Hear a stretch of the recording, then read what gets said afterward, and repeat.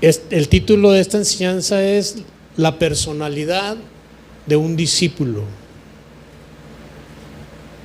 Y vamos a ver el texto de Mateo 4. Mientras lo busca voy a orar. Padre, te doy gracias, mi Señor, por esta nueva oportunidad de poder exponer tu palabra, mi Dios. Te pido, Señor, de la unción de tu Espíritu Santo, Señor. Tú conoces mi corazón y sabes, Señor, que el propósito principal es alimentar a cada uno de los oyentes, mi Señor.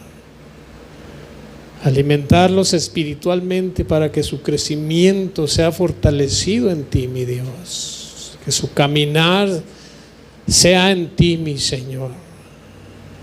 Te pido, Señor, que te glorifiques grandemente para que nos demos cuenta que solo tú, Señor, solo tú puedes ayudarnos en todo momento, Padre.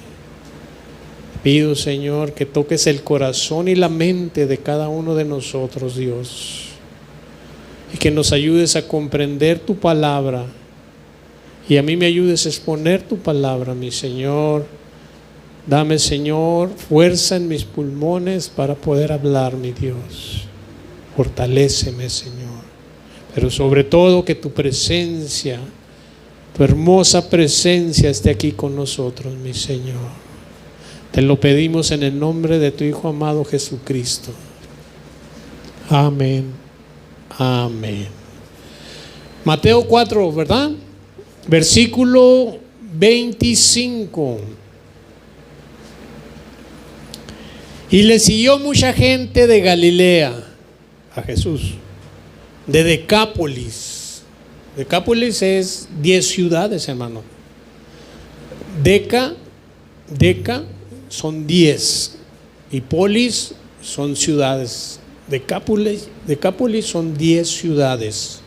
De Jerusalén, de Judea y del otro lado del Jordán. Llegó mucha gente, hermanos. Llegó mucha gente.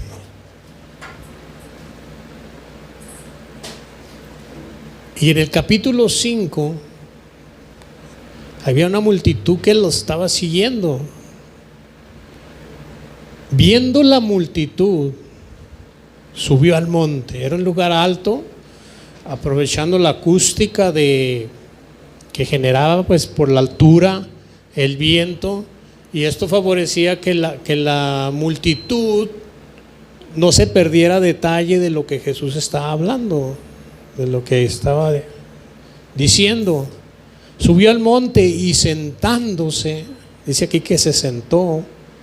Me imagino yo que él estaba arriba en el monte, la multitud estaba hacia abajo, Jesús los miraba, ¿sí? El sentarse, hermano, era un distintivo de los maestros en aquel tiempo, sí. No hablaban como los predicadores de hoy en día que estamos en pie. No, ellos se sentaban, esa era la posición de los maestros. Entonces se sentó y se acercaron sus discípulos. Dice ahí, vinieron a él sus discípulos.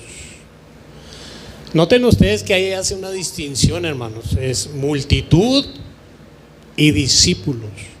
La multitud es todo tipo de personas. Todo tipo de personas que llegan a Jesús porque tienen hambre. Querían que Jesús los alimentara. Llegan parte de la multitud porque traen alguna enfermedad y requieren un milagro. O su economía no está bien y quieren una provisión de parte de Jesús. Venían con dolencias. Todos ellos venían en busca de un milagro, toda esa multitud. No en busca de Jesús. Venían en busca de un milagro. Y hoy en la actualidad hay mucha gente así, hermano. El niño necesito que se lo lleven para allá, hija, porque distrae. Pónganlo allá, mija, por favor. Entonces les decía que en la actualidad hay gente que va a buscar a Jesús con esa intención, hermano, de recibir un milagro de parte de Jesús, mas no hacer un compromiso con Jesús. reciben su milagro. Jesús, como es un Dios de misericordia, hace el milagro y la persona que recibe el milagro se va. Se va. Esa es parte de la multitud, hermano. Y estaban sus discípulos, ahí hace la distinción, multitud y discípulos. Y abriendo su boca, en el versículo 2, les enseñaba. ¿Qué les enseñaba, hermanos? Las enseñanzas de Jesús tienen que ver con lo interno, con lo del corazón, hermano. Esa es la principal enseñanza de Jesús. Jesús tenía esa intención de formar en el corazón de los discípulos una enseñanza que se enfocaba en la manera de ser del discípulo, en el carácter, en la personalidad del discípulo.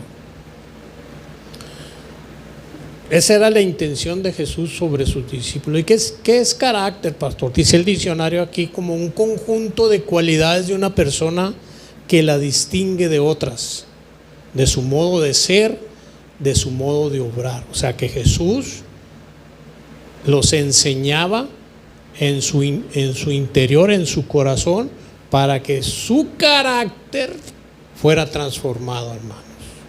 ¿Cuántos de ustedes tienen el mismo carácter de antes de recibir a Cristo, hermano? Ya no. Bueno, algunos todavía el Señor les está dando sus cincelazos, porque a algunos todavía se les salen los sapos, ¿verdad? Todavía andan ahí de mentirosos. Todavía se les voltea el cuello cuando pasa alguna persona, ¿me entiende? O de tomarse así su botecito, o de irse al bailecito. Entonces, cuando una persona tiene todavía eso, el cincelazo es más fuerte, hermanos. Es que no se sorprenda cuando el Señor le esté cinceleando, que le esté limpiando todas esas cosas. No se queje porque usted todavía no está transformado su carácter al de un discípulo. Recuerden que el carácter se va formando día tras día, la personalidad va cambiando día tras día, hermanos, y es claro el énfasis de Jesús en la palabra de Dios es que cambiemos a su imagen y semejanza. Ese es el plan de Dios, ese es definitivo, y Él quiere que aprendamos día tras día, hermanos, a ser como Él, a pensar como Él, a vivir como Él vivió. El ser discípulo, hermano, es vivir una vida, es un estilo de vida diferente. Ese es el ser discípulo. Un estilo de vida diferente a los que no son discípulos. Entonces usted tiene que empezar a transformar su manera de actuar, hermano. Y todas esas transformaciones lo distinguen de las multitudes. Hay una distinción. Entonces dice ahí, diciendo, ponga mucha atención en lo que va a decir aquí, hermano, el versículo 3.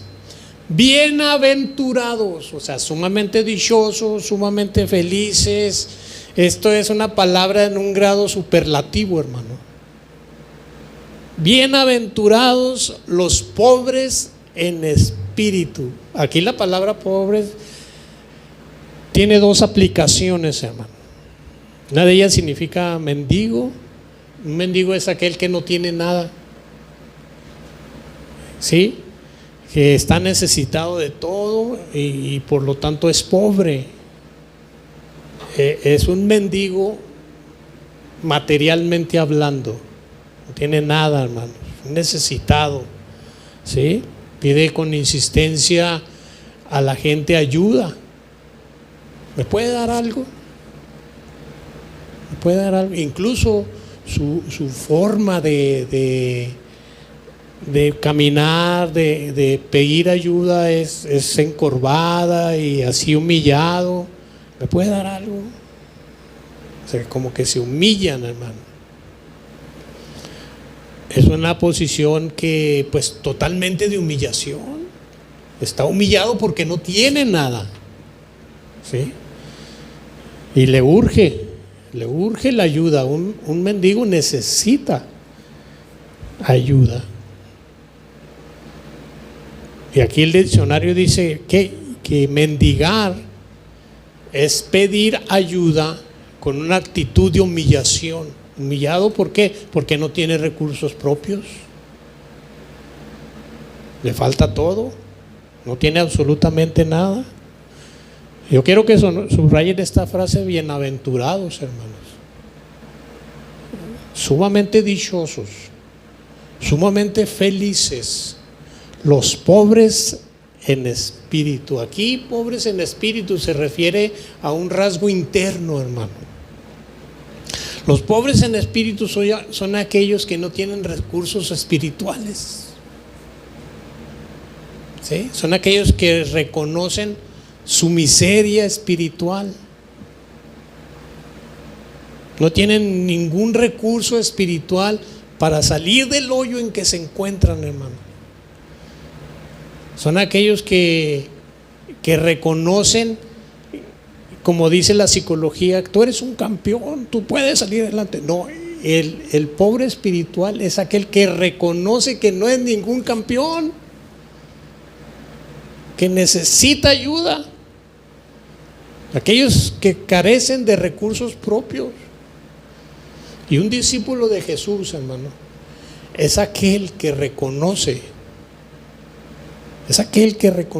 ser un necesitado de Dios. Un discípulo de Jesús es aquel que reconoce ser un necesitado de Dios. ¿Cuánto necesitan de Dios, hermano? Necesitamos de Dios. Pero ¿por qué dice pues aquí bienaventurados? Porque reconoce uno que no puede hacer nada por sí mismo, por uno mismo.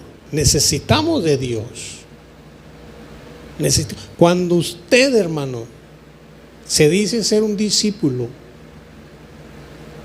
y no reconoce que necesita de Dios, pasa a ser o un creyente o uno de la multitud, no un discípulo. Porque un discípulo reconoce que espiritualmente es un pobre, necesita de Dios, clama a Dios por ayuda. Y para clamar a Dios por ayuda, hermano, se tiene que humillar, así como el mendigo se humilla para pedir porque no tiene nada. Así el pobre en espíritu se humilla ante Dios porque no tiene nada. Y está la contraparte, el orgulloso, ¿sí? El orgulloso, el autosuficiente, el que dice yo puedo solo, yo puedo solo.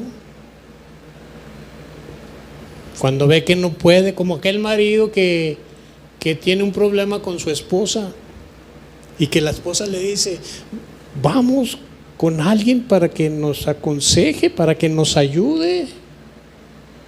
No, yo puedo solo. Yo no voy a andar, ¿cómo dice? Poniendo mis trapitos al sol. O la ropa sucia se lava en casa. No, yo puedo solo. No podemos, ya tenemos 25 años de casado y seguimos en las mismas. Necesitamos ayuda. No, yo puedo solo. Yo no voy a andar contándole a nadie mis problemas. Pero necesitamos ayuda, dice la señora. La necesitarás tú. Yo no puedo, yo puedo. Yo puedo solo. Ese es el orgulloso, hermano. Ese no es bienaventurado, es un miserable que no reconoce su miseria. Por lo tanto, pues no es ayudado por Dios, hermano. No es ayudado por Dios. Bienaventurados los pobres en espíritu, entonces son los que reconocemos que no podemos, Señor. No podemos, que no tenemos la fuerza suficiente para enfrentar el mal, para enfrentar las tentaciones, para enfrentar todos esos dardos de fuego que el enemigo nos manda, que necesitamos ayuda, hermanos. Ese es un bienaventurado. Póngale ahí un pelito, vamos a ver a Lucas. Póngale un pelito ahí en Mateo 5 y vamos a ver a Lucas 4. Esta es una escritura que Jesús usó en una sinagoga para que vean cómo cobra sentido el contexto que tenemos ahorita, hermanos, de bienaventurados en el Espíritu. Aquí Jesús está leyendo en la sinagoga y en el versículo 18, ¿lo tiene? Lucas 4:18. Dice: el Espíritu del Señor está sobre mí, por cuanto me ha ungido para dar buenas nuevas. ¿A quién, hermano? A los pobres. ¿A qué tipo de pobres cree que se refiere aquí, hermano? ¿A los pobres materiales o a los pobres de espíritu, hermano? Definitivamente a los pobres espirituales, hermano, a los que reconocen que no pueden. Esta buena noticia es para los pobres en espíritu. Dice: me ha enviado a sanar a los quebrantados de corazón. Aquí la palabra quebrantado significa atribulados, ¿sí? Atribulados por tantas cosas que hay en la vida que no se han podido solucionar. Hay personas que ni pueden dejar el cigarro, hermano. No pueden dejar el cigarro. Y esas son cosas, les estoy mencionando cosas fáciles. No pueden dejar el cigarro. Aquí había una hermana que le decía a su hija, que también se congregaba aquí. La hija me decía que su mamá se enojaba porque no quería ir a comprarle cigarros. ¿Qué hago, pastor? ¿Que me regañe? ¿O voy y se los compro? No, que la regañe, hermano. Si quiere ese vicio, si quiere seguir en ese vicio, que vaya ella. Estoy mencionando una cosa fácil, sencilla, porque hay otras más difíciles. Es que la persona está prisionera. Y mire, esa palabra también dice aquí en el diccionario que significa triturados de corazón. A pregonar libertad a los cautivos, al que está preso del cigarro, hermano, por mencionar algo. Libertad a los cautivos del pecado, a ellos que no pueden liberarse a sí mismos, que no pueden dejar todas esas cosas. Y esa liberación, ¿sabe cómo puede venir, hermano? Por medio del perdón. Por medio del perdón de los pecados.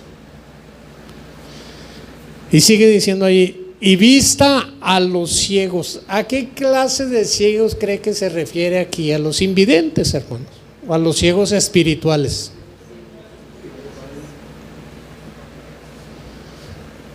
Porque yo los puedo ver a ustedes y ustedes me pueden ver a mí, ¿sí? Pero eso no garantiza que usted puede ver las cosas espirituales, ni que yo puedo ver sus cosas espirituales. Eso no lo garantiza, hermano. Por eso la palabra de Dios: el que tenga oídos para oír, oiga. Se refería aquí a oídos espirituales, a entender las cosas espirituales. Porque hay personas que están en la iglesia, oyen la palabra de Dios, pero la están oyendo, pero no la están entendiendo. No tienen oídos espirituales. No la captan, la esencia de la palabra de Dios.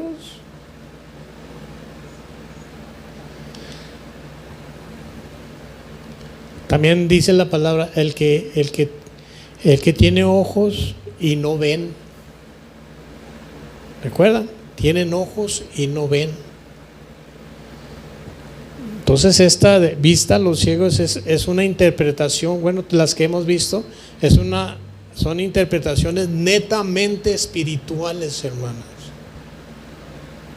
Solamente con el Espíritu se entienden. Es algo así como en sentido metafórico. ¿Sí?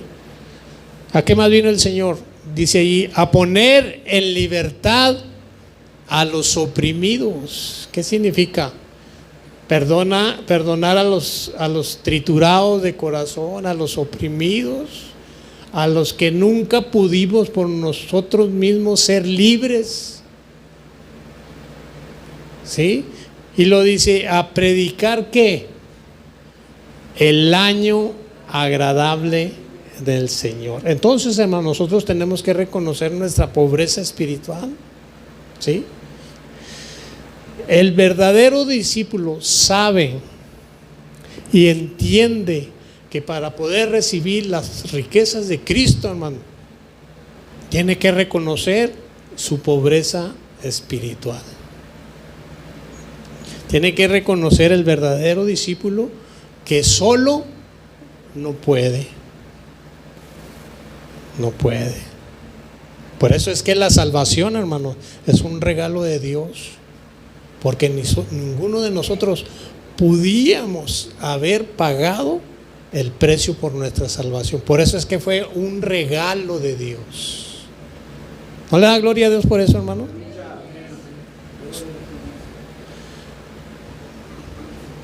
Porque es por gracia, hermano. Porque alguien que tiene dinero, fíjese, alguien que tiene dinero, la contraparte es que alguien tiene dinero y le da hambre, va y compra de comer, ¿verdad? Y se sacia. Pero el que es pobre de espíritu, hermano, que no tiene el recurso espiritual, ¿a quién más acude? ¿Al compadre? Tiene que acudir a Dios, hermano, reconociendo la pobreza espiritual. Ese es el pobre en el espíritu. La base para recibir la ayuda de Dios es reconocer que somos mendigos espiritualmente hablando. ¿Sí? Que tenemos una condición de miseria total para poder recibir la ayuda de Dios. Vamos a ver unos ejemplos en el segundo libro de Crónicas, en el capítulo 20. Vamos a ver el corazón de un rey que se llamaba Josafat. Este rey se encontró con sus enemigos, que eran mucho más que ellos, hermanos. La derrota era segura y el pueblo de Israel, guiados por este rey piadoso, que reconoció su pobreza, su falta de recursos. Miren lo que hizo en 2 de Crónicas 20, ¿lo tiene? Versículo 11. Están ahí todos los enemigos de ellos y hablando Josafat. Versículo 11 dice: he aquí ellos nos dan el pago viniendo a arrojarnos de la heredad que tú nos diste en posesión. Oh Dios nuestro, ¿no los juzgarás tú? Porque en nosotros no hay fuerza contra tan grande multitud que viene contra nosotros. No sabemos qué hacer. ¿Ha estado usted en esa condición, hermano? En que no sabe qué hacer. El problemón está grande, la situación está difícil y no sabe qué hacer. ¿A quién tiene que acudir, hermanos? ¿A Coppel? A Dios, hermano. O a pedirle prestado a su compadre, a su comadre. Va en busca de ayuda del hombre. ¿Qué es lo que hace? Si ustedes son de los que no acuden a Dios, hermanos, y no reconocen su pobreza delante de Él, su falta de recursos para enfrentar ese tipo de situaciones, si usted no va a Él, usted no puede ser ayudado por Dios. ¿Por qué? Porque no acudió a Él.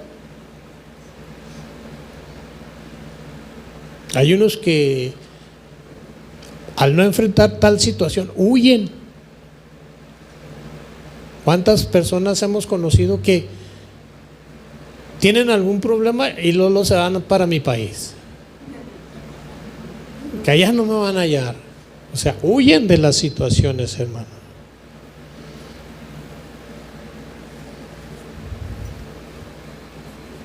Algunos dicen, no, pues yo no pude, ni Dios pudo, entonces mejor me voy de la ciudad.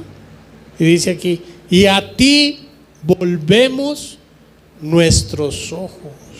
Quiero que noten ustedes que el rey tenía poder, tenía riqueza, hermanos.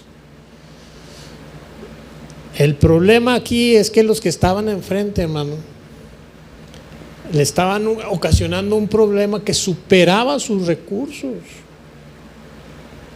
sus riquezas.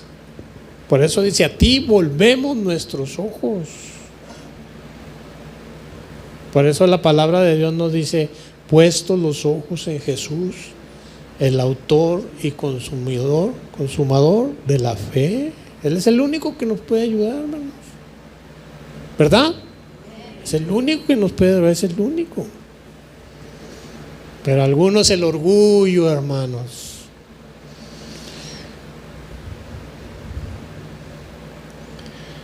No les permite el orgullo ver la mendicidad espiritual que posee, la falta de recursos espirituales y aparte no se humillan, hermanos, no se humillan. Por eso dijo Josafat, a ti volvemos nuestros ojos. Y mire aquí qué escena, hermanos. Y toda Judá, versículo 13, y toda Judá estaba en pie delante de Jehová. Todos, hermanos, todos, todo el pueblo estaban ahí. Imagínense esa escena con sus niños y sus mujeres y sus hijos. Imagínense todos los niños agarrados de la mano con su mamá, sus hermanos, con sus papás, todos allí, el esposo allí, mirando al cielo, rogándole a Dios, Señor, no podemos nosotros, ayúdanos. Son más que nosotros. El problema es muy grande, es más grande que nosotros. Ayúdanos. O sea, reconociendo todo el pueblo su pobreza espiritual, que con sus propias fuerzas no podían vencer el problemón que estaba ahí, y volvieron los ojos a Dios.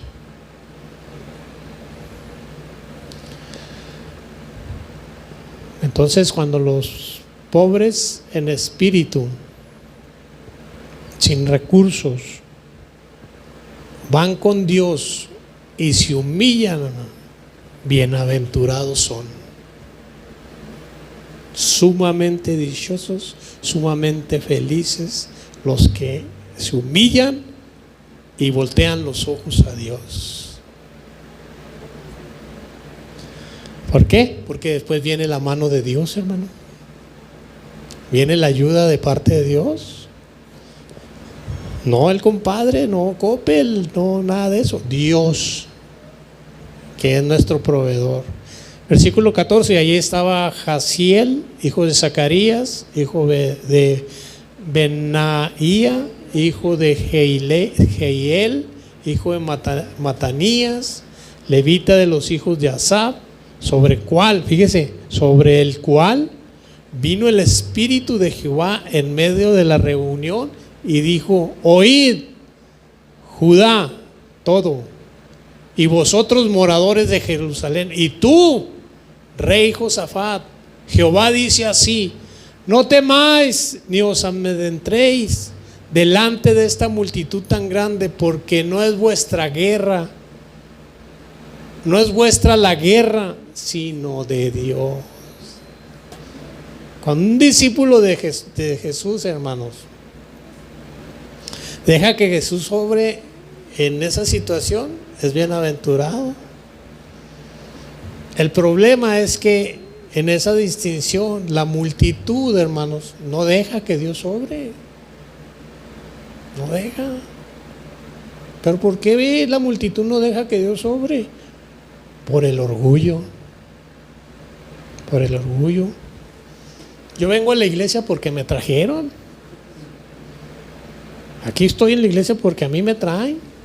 Yo no vengo porque me quiera venir a buscar de Dios. No, yo vengo porque me trajeron. Ese es el orgullo, hermanos. Y cuando una persona tiene ese orgullo, Dios no puede obrar en el orgullo de esa persona. Por lo tanto, no es bienaventurado, porque es un pobre de espíritu, es un pobre material. ¿Sí? No puede obrar.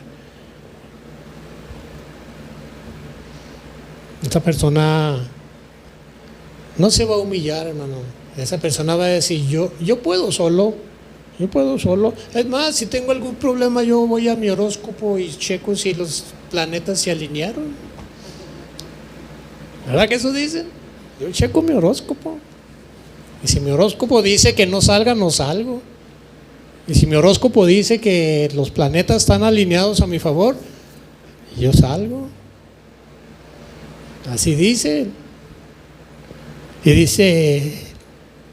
dice la palabra, separados de mí, nada podéis hacer. Nada, hermano. Y bienaventurado es aquel que reconoce que el Señor puede ser su provisión, ¿sí? Su pronto auxilio. Eso es lo que les está enseñando a sus discípulos, hermano. Yo como pastor les recomiendo que vayan continuamente, hermanos, ante el Señor y le diga que usted es pobre de espíritu. Yo soy pobre de espíritu, Señor. Mis recursos están agotados en esta situación, en este problema. Y dice la palabra que el que se humilla será enaltecido. También dice el que confiemos en Él y Él hará. ¿Verdad? Estamos humillados. Dice que no nos apoyemos en nuestra propia prudencia, en nuestro propio conocimiento. Eso dice la palabra de Dios, hermano. ¿Sabe quiénes sufren más? Los orgullosos. Los orgullosos, los autosuficientes. Como les dije, el cincelado que Dios hace con ellos es más fuerte. Es más fuerte la limpieza por su orgullo, por su yo puedo. El Señor trata más duros, porque dice la palabra que Dios resiste a los soberbios y da gracia a los humildes. ¿Verdad? Que así dice la palabra de Dios. Mire en Apocalipsis cómo les dijo Dios a los cristianos orgullosos. Vamos a Apocalipsis. Cristianos orgullosos y autosuficientes que había ahí en la Odisea. Capítulo 3. Esta era una iglesia que tenía pues un rasgo ahí muy interesante que vamos a ver, hermanos. Apocalipsis 3, versículo 14.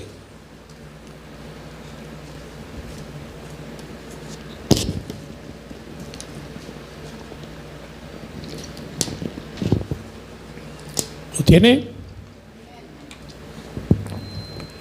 Y escribe al ángel de la iglesia en la Odisea. El ángel ya lo hemos visto múltiples veces que se refiere al pastor, ¿verdad? Eso ya lo hemos explicado muchas veces.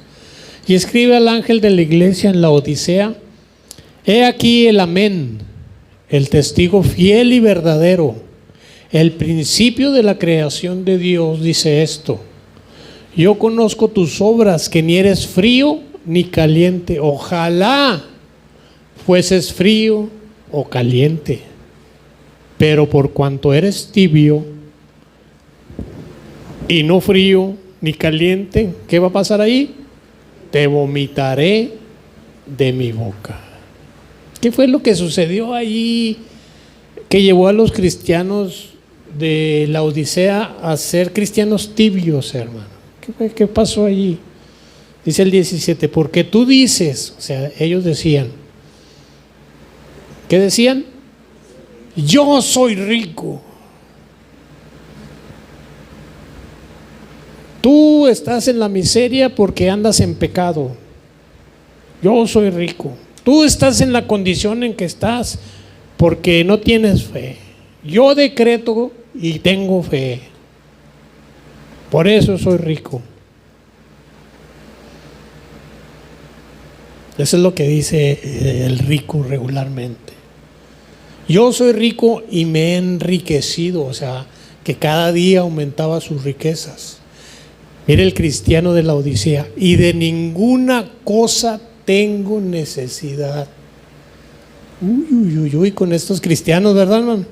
¿Alcanzan a ver el contraste con los pobres de espíritu? ¿Sí? Los orgullosos de espíritu. Los pobres de espíritu, ya dijimos, reconocemos la necesidad de Dios. Y los orgullosos reconocen, solo se reconocen ellos. Solo se reconocen ellos. Qué increíble ese contraste, hermano. Pero vean lo que les dijo Jesús, hermano. Y no sabes tú, eres un desventurado, miserable, pobre. Noten ustedes que usa la palabra pobre, hermanos. ¿Sí? Tú dices que eres rico, pero en realidad eres pobre. Eres un miserable. Pero no terminó ahí los calificativos. Ciego y desnudo. ¿Qué fue lo que ocasionó en ellos esa tibieza, hermanos? ¿Por qué se volvieron tibios? Por la abundancia material que tenían, hermanos. Pues porque se habían enriquecido.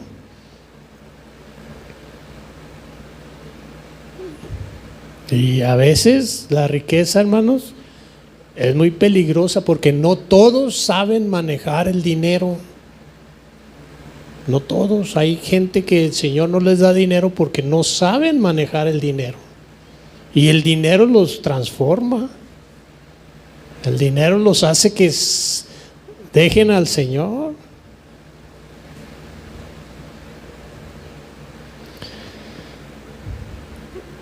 Versículo 18, por tanto, le dice, yo te aconsejo. Mire, cuando dice yo te aconsejo, como esa persona no es humilde, no hace caso. No hace caso. Aunque el consejo venga de parte de Dios por su palabra, no hace caso. ¿Por qué? Porque no es humilde, hermano. Es un orgulloso.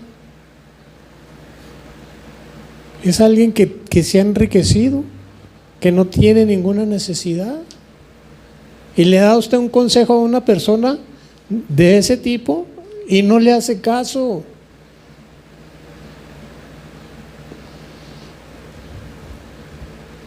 Yo te aconsejo que de mí compres oro refinado en fuego. ¿Qué significa oro refinado en fuego? Las riquezas espirituales verdaderas. Eso es lo que tú debes de comprar. Las riquezas espirituales verdaderas para que seas rico, le dice. Para que seas rico. Entonces, ¿qué es lo más importante, hermanos? ¿La riqueza espiritual o la riqueza material? La espiritual, obviamente. ¿Y cómo llegamos a ser ricos espirituales? Cuando reconocemos que no tenemos nada.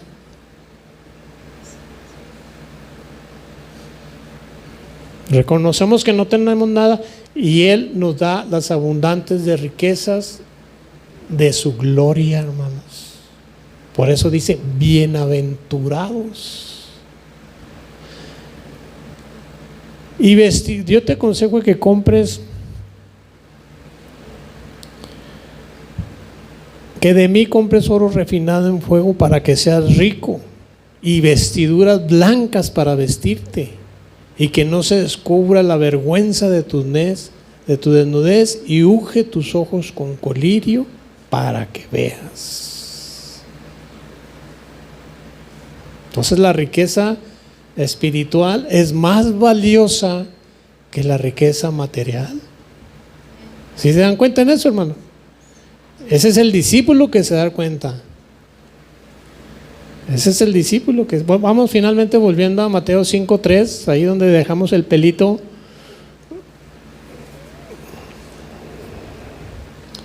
Ya para concluir: bienaventurados los pobres en espíritu. ¿Qué es de ellos, hermanos? Porque de ellos es el reino de los cielos. Pastor, ¿y en qué consiste el reino de los cielos?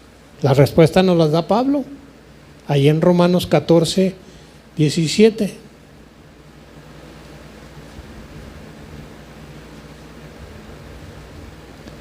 Lo que consiste el reino de los cielos.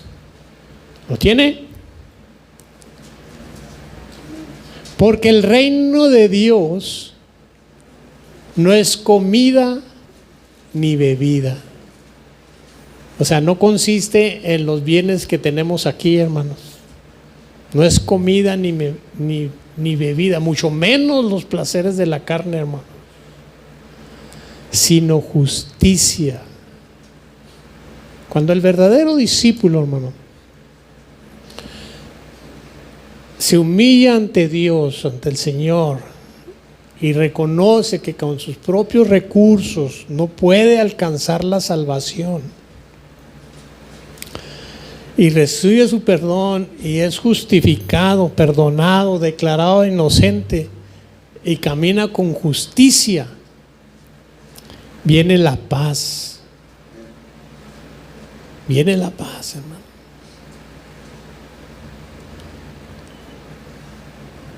Pablo dice, y se lo leo: justificados pues por la fe, tenemos paz para con Dios por medio de nuestro Señor Jesucristo.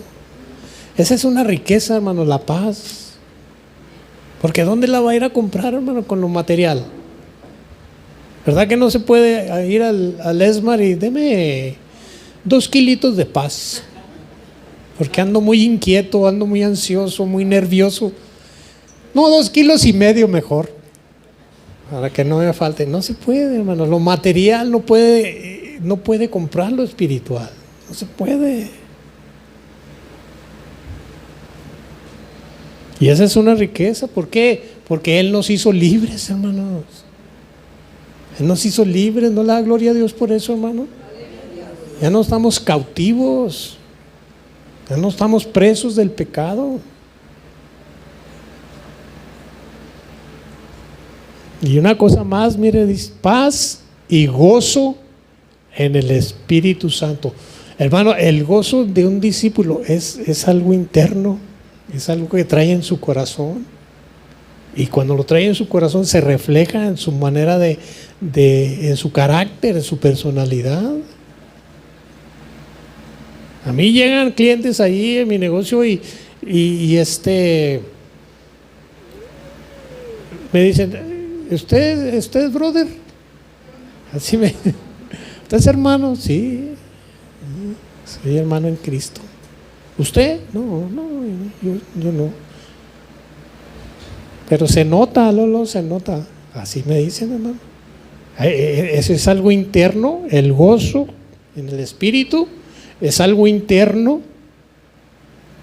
y se refleja en su carácter y en su personalidad, en cómo usted habla, en cómo usted se expresa, ¿sí? En eso. Y ahí está formando Jesús el carácter, la personalidad de sus discípulos, reconociendo que somos hijos de Dios, hermano. Para terminar, el verdadero discípulo, ¿qué es lo que hace, hermano? busca al Señor, reconociendo que es pobre en espíritu, ¿sí? Se humillan ante Dios. Ese es el discípulo, ¿no? No va con otras personas, va con el Señor, humillado. ¿Por qué? Porque es un mendigo espiritual. Es un pobre en espíritu. A esa pobreza se refiere el texto. El verdadero discípulo reconoce que es un pobre espiritual, que no puede. Y cuando nosotros reconocemos, hermanos, que hay cosas que no podemos hacer, hermanos, y nos humillamos delante de Dios, bienaventurados somos, hermanos. ¿No le da gloria a Dios por eso, hermano? Ahí, como les digo, está formando la personalidad de sus discípulos, hermano, ahí en el Sermón de la Montaña. Y vamos a estar viendo ahí, bienaventurados los que lloran. ¿A poco tenemos que ser llorones lo vamos a ir viendo, hermano, poco a poco, para que cuando yo les pregunte ¿quién es discípulo del Señor?, antes de que diga amén, piense a ver si es cierto que este es un verdadero discípulo de Cristo, hermano. Acuérdense que el verdadero discípulo de Cristo no es venir a sentarse y comer lo que el pastor trae, no. El verdadero discípulo debe de tener su personalidad, debe de tener su carácter, hermano. ¿Sí? ¿Sí, hermanos? Pónganse de pie, hermano Abraham. Gloria a Dios. Gloria a Dios, hermanos.